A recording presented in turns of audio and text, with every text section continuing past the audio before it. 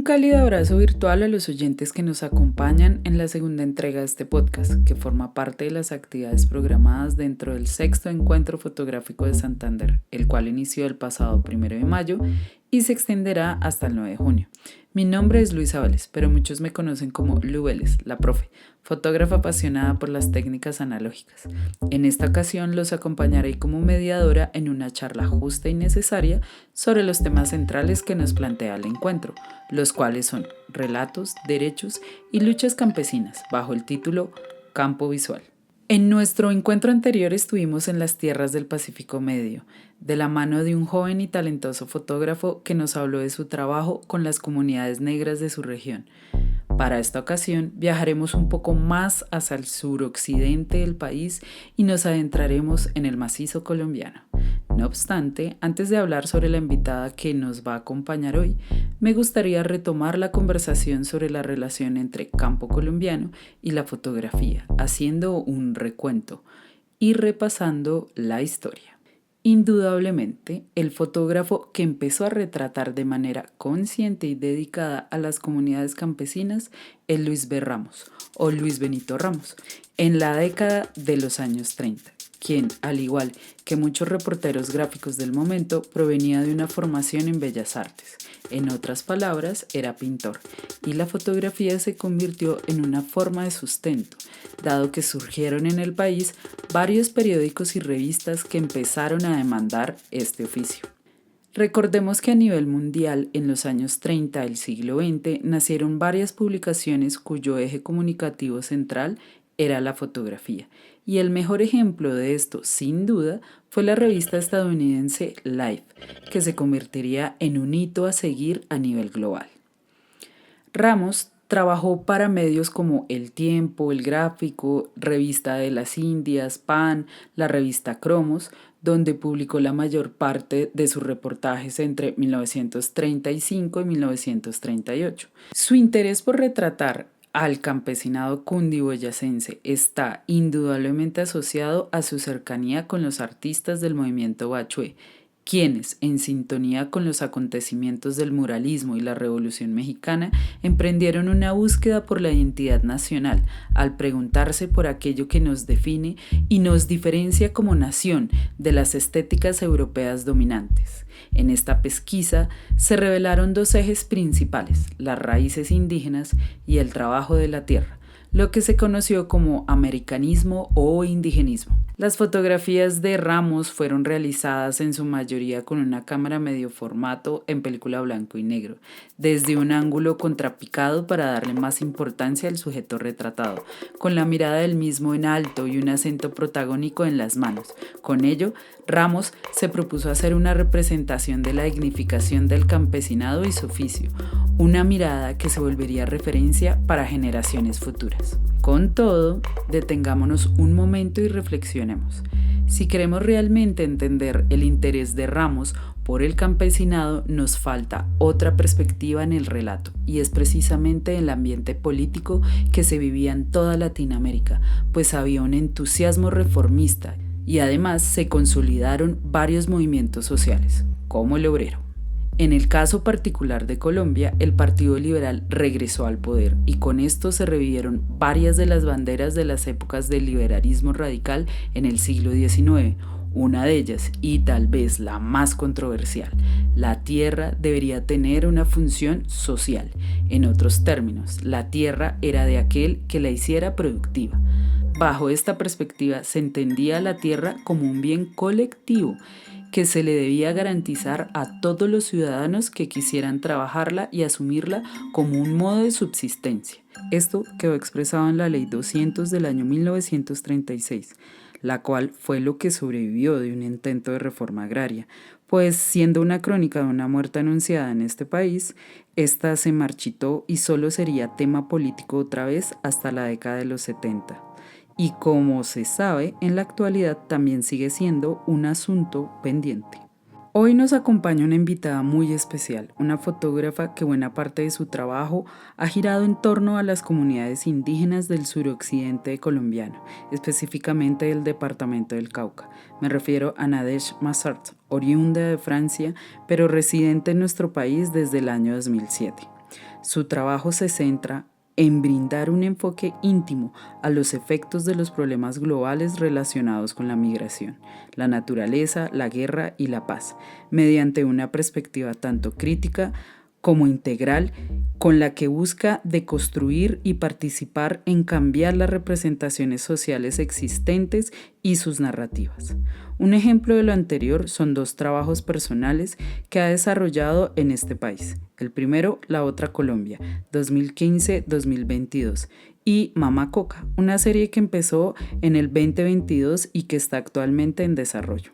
Además de su trabajo personal, Nadesh trabaja regularmente para medios internacionales y es colaboradora del Washington Post, Le Monde, The Guardian, Liberation, entre otros. Nadesh, es un verdadero placer tenerte con nosotros hoy. Bienvenida al podcast y gracias por compartir tu invaluable perspectiva en esta conversación sobre el campo colombiano. Bueno, Nadesh, de manera personal siempre he querido preguntarte muchas cosas. La primera de estas es, ¿cuál es tu historia personal con la fotografía? Es decir, ¿cuál es el motivo que te lleva a decidir dedicarte a la fotografía y en especial a la fotografía documental?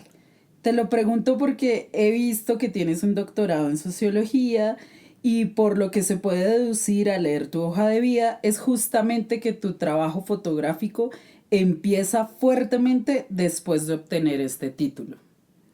Sí, listo. Bueno, muchas gracias por esta entrevista y participar de alguna manera en el festival, ¿no? Entonces estoy muy feliz de tener la oportunidad de hablar con ustedes. Entonces, ¿cómo llegó a la fotografía? Fue un camino un poco largo.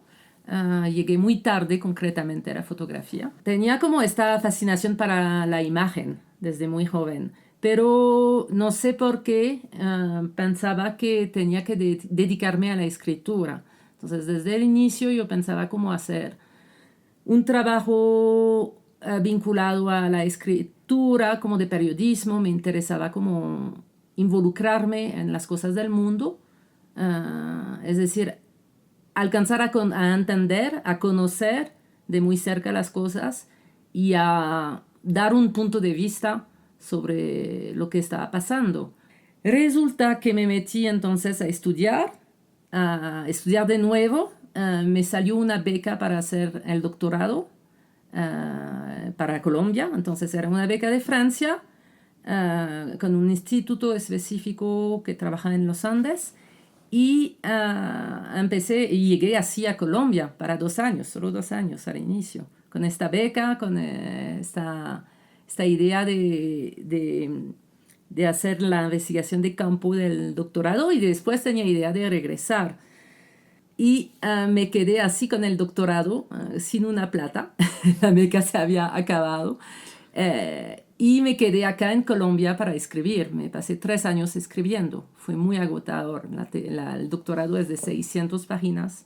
Eran de 3 terrenos en el campo. Era sobre las EPS indígenas, algo muy específico. Y estuve trabajando, fue mis primeros acercamientos con el Cauca, la Sierra Nevada y la Guajira. Estuve como trabajando con las EPS indígenas de allá. Y así encontré el movimiento indígena en el Cauca, que fue, pues yo conocía un poquito, pero con el doctorado me metí con esto. Tenía ya la experiencia también del movimiento zapatista en México, porque estuve siguiendo, fue mi primer viaje a América Latina. En 2001 estuve siguiendo la marcha zapatista que salió del Chiapas hacia México. Y era un momento increíble y fue como un primer encuentro concreto con el movimiento indígena. Y todavía no estaba haciendo fotografía en 2001, estaba escribiendo. Salimos como un libro que era más un diario de la marcha, y todavía tenía como esta idea, pues empecé con esta idea de contar experiencias distintas de manejo del poder, como de autonomía, etc. Entonces, eso fue el primer acercamiento al movimiento indígena, que encontré después mucho paralelo en ciertas formas de manejar lo político en el movimiento indígena del Cauca, todavía sin hacer foto. Bueno, ¿cómo llegué a la foto? Qué pena que me estoy perdiendo. Estoy diciendo todo. Pero está perfecto porque igual la siguiente pregunta que te tenía planeada era en torno a que nos contaras un poco de ¿Cómo tu llegué tesis doctoral, ¿no? Okay. Porque la curiosidad de saber sobre qué tema y cómo finalmente considero que lo que estás contando y cómo está relacionado frente a tu, ya digamos como tu decisión de vida de decir, me voy a anunciar como fotógrafa. Ajá. Entonces está perfecto. Entonces el doctorado, el interés, pues la idea principal era entender en qué servía las EPS indígenas. Gracias. Me fascina porque sí, la verdad tenía muchas inquietudes respecto a tu historia. ¿Cómo que esta formación académica en sociología ha influenciado en tu trabajo como fotógrafa? ¿Qué te quedó de eso que tú dices? Claro, es por eso mi metodología, la forma como me muevo, ¿sí? Como que nos cuentes un poco de eso. Sí, claro. Yo creo que todavía soy socióloga, sino que utilizo el medio de la fotografía para hablar de alguna manera, ¿no? Bueno, creo que el doctorado fue algo fundamental en mi forma de hacer fotografía ahora, en varios aspectos. Bueno, seguro hay como la manera de problematizar unas cosas, como la otra Colombia. La idea de la otra Colombia es un concepto muy sociológico, que de hecho me lo ha dado un campesino, el nombre. De hecho, yo estaba como subiendo hacia un campamento de la guerrilla, y había unos campesinos que están de la zona, ¿no? Estaban acompañando, estaban de la zona, y encontré uno que me dijo, mira, acá es la otra Colombia, acá es tal como es decir, sin educación, sin salud, pero con esta naturaleza. Y empezó a contarme la realidad que él estaba viviendo en una zona muy aislada, en una zona donde el acceso a recursos es complejo, pero también en una zona donde hay como estos vínculos comunitarios de conocer a la gente, de compartir, de intentar de construir algo colectivo, que me parecía muy, muy distinto de lo que estaba pasando, lo que estaba mirando en Bogotá, por supuesto, y que lo que estaba empezando a encontrar desde unos años a través de la investigación sociológica. Entonces, por esto guardé este nombre, y esto es como, para mí hay un concepto detrás de esto, decir que hay que entender qué significa las distintas Colombias que existen en este país, para entender también el conflicto, que hay que entender las orígenes sociológicas de la gente, que hay que entender la historia, que hay que entender también el tema de la tierra, de los recursos, del manejo, y esto en el término de la otra Colombia me parece como interesante, porque también yo ahora digo que la otra Colombia es la Colombia que busca la paz. Y pues la siguiente pregunta que te tenía un poco es como, ¿cómo fue vivir ese tránsito, pero también como qué dificultades afrontaste? Y pues teniendo en cuenta también tu condición como mujer, ¿no? Porque es diferente las migraciones también, de enunciarlas según si somos hombres o somos mujeres. ¿Cómo fue ese tránsito migratorio a Colombia? La migración a Francia es conflictiva porque la situación en Europa es compleja a nivel político. Tampoco me veo con futuro allá, es lo difícil, pero tengo mi familia y me importa mucho, así que es complejo gestionar los dos espacios. Nadesh, pasando pues no a otro tema, va a estar relacionado. Tanto tu trabajo documental, como ya nos lo has contado, de índole personal, como tu reportería se ha desarrollado en el departamento del Cauca. ¿Cómo describirías el departamento del Cauca a una persona que no lo conoce? En otras palabras, ¿cómo describirías sus paisajes, las comunidades que lo habitan, pero también a modo personal que nos indique a qué huele, a qué sabe, a qué suena el Cauca colombiano? Ok, es una pregunta larga. Bueno, yo estaría diciendo que el Cauca es un poco como las montañas rusas, pero de las ferias, ¿no? Ah, wow.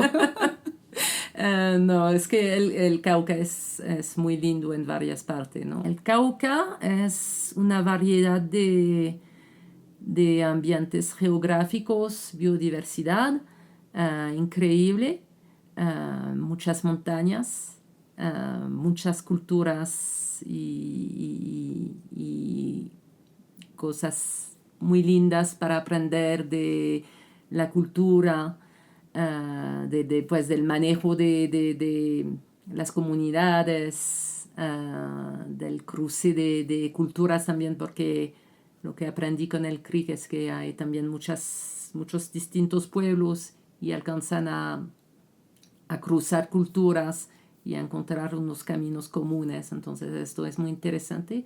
Hay también comunidades negras, muy importante. Mucha violencia en el Cauca ahora es lo que me viene mucho a la cabeza, por esto hablé de montañas rusas en términos emotivos, emocionantes, pues de emociones, porque es una tierra donde las comunidades, siempre la gente está con sonrisa, riendo, compartiendo, abrazándose, pero al mismo lado hay una violencia y un aislamiento tremendo. Y son también comunidades que se protegen mucho, con razones. Hay el tema de la colonización, de la esclavitud, ahora de la guerra interna, que hace que la gente, las comunidades tienen que protegerse del exterior, ¿no? Entonces a veces es difícil de acceder a las comunidades y a la gente. Nades, tocas un tema que es importante, lo hablamos con Ever Mercado en nuestro podcast anterior, y es un poco que a nosotros los colombianos, algo que tenemos nosotros es que somos muy ignorantes también de nuestro propio país. Eso es un reconocimiento y también es por cosas tan sencillas como que somos un país que no tiene una cátedra de historia. Iba a decir esto. Es horrible. Entonces casi que nosotros como en la vida adulta, lo digo por mi experiencia, nos toca reeducarnos, ¿sí?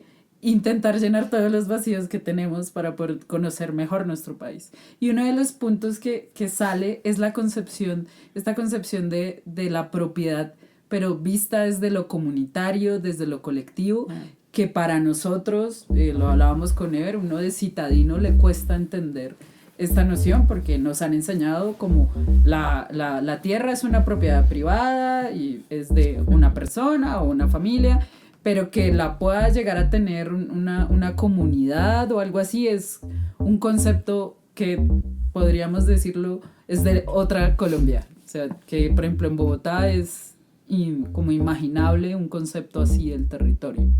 Y un poco quería preguntarte cómo ves tú, aprovechándome de tu formación sociológica, como esta concepción comunitaria, cómo podrías explicarla que tienen las comunidades indígenas del Cauca, de la tierra, como esta concepción colectiva. Creo que es como todo lo paradójico de la Constitución de 91. Es decir, de un lado tú tienes una constitución que tiene un aspecto muy liberal, neoliberal en el término económico, poniendo las bases de una reforma como la de la salud. Y del otro lado tienes la afirmación de derechos colectivos, súper importante. El derecho de tutela, el derecho de la tierra para comunidades indígenas. Y ya para finalizar, sería bueno, yo creo que también a nosotros los que trabajamos en fotografía, nos falta mucho como pensarnos con nuestra dimensión ética cuando interactuamos con las comunidades. Ajá. Y sería sería pertinente un poco que nos hablaras como qué consejos le darías a las personas interesadas en hacer proyectos fotográficos con comunidades indígenas para tener como un trato respetuoso y ético. En primero, definir por qué se va a hacer este trabajo. Entonces, hacer este trabajo de reflexividad sobre su interés en la zona. Si es solo un interés para promover su carrera, un interés económico no hay mucho en fotografía, entonces solo pasó esto. Pero si es solo como para ganarse un espacio en los medios, para publicar, que es interesante, olvídalo. Nunca vas a crecer en la fotografía si piensas así. Y además, por supuesto, no es respetuoso de la gente, ¿no? Creo que la primera cosa es pensar por qué y para qué vas a contar una historia, a qué sirve, a quién sirve. Sí. Es importante, por ejemplo, siento yo, el escucharte y las personas que te vayan a escuchar en el marco de este podcast y dentro del Encuentro Fotográfico de Santander, porque un poco es como cómo aprendo yo de la historia de vida de una mujer fotógrafa que ha decidido narrar luchas por esta concepción comunitaria de la tierra en una zona como el Cauca, pero es a través de escucharte y tu relato y de esta conversación en el cual nosotros nos podemos enriquecer, ¿sí? Se teje esta comunidad, se teje una conversación más horizontal y me queda nada más que agradecerte en el marco del encuentro. Gracias. Por tu valioso tiempo, por tus reflexiones, por en serio narrarnos parte de tu vida y entender un poco tus motivaciones y también tu forma de trabajo, y en lo personal agradecerte por tu trabajo acá en Colombia. Ha sido, y yo ya te lo he dicho antes, fuente de inspiración para muchas mujeres acá en el territorio colombiano. Muchísimas gracias, Nadesh. Ay, muchas gracias. No me vean, pero creo que soy roja. Y nada, pues a las personas que nos escuchan, no olviden por favor seguir el magnífico trabajo y estar muy pendiente de las publicaciones de Nadesh y ver pronto la publicación del libro de Mama Coca y de la otra Colombia. La esperaremos así con ansias, y que estén pendientes de toda la programación del encuentro que va hasta el 9 de junio. Muchísimas gracias por escucharnos, espero que lo hayan disfrutado tanto como yo y estén pendientes de nuestra última entrega. Gracias. Gracias, viva el festival.